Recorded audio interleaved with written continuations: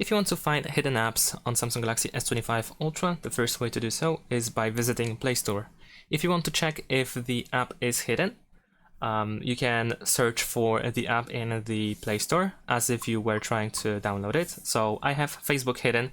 It is not visible in the home screen nor in the app screen. And if I go to Play Store and if I find Facebook over here, as you can see, I can open it. So it surely means that the app is hidden and I can just open it without any issues. Now, another way to access the hidden app is by going to the background app, so you can open recent apps. And if the app was opened before it was hidden, then you should be able to go back to it.